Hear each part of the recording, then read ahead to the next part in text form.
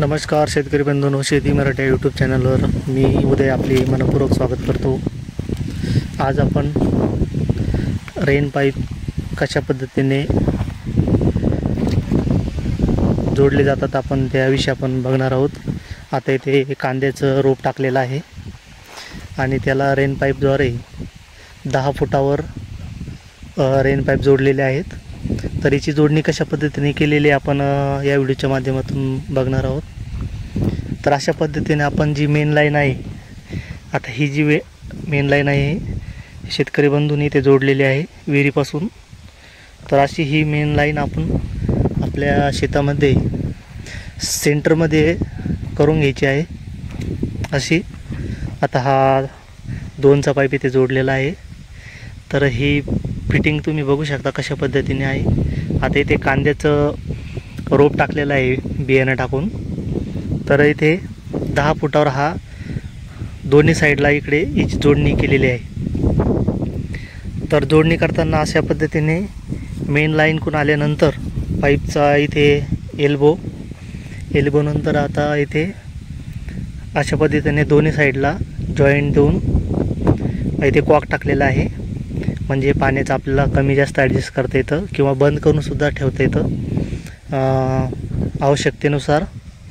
तर जी rain pipe आहे तर ह्या अशा पद्धतीने 10 फुटावर इथे जोडणी केलेली आहे दोन्ही साईडला सेंटरमध्ये, म्हणजे पाणी दोन्ही साईडला प्रेशरने व्यवस्थित जाईल। तर रेन पाईपची आपण इथे बघू शकता कशा पद्धतीने आहे हे याची क्वालिटी।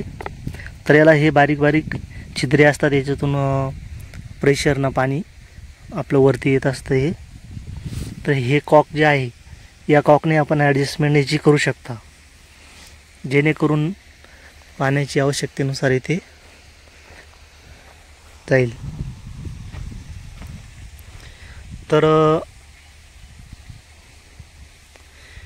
हे बघा पूर्ण क्षेत्र अशा पद्धतीने शेवटपर्यंत याची आतरून घेतलेली आहे आणि इकडे सुद्धा अशा पद्धतीने शेवटपर्यंत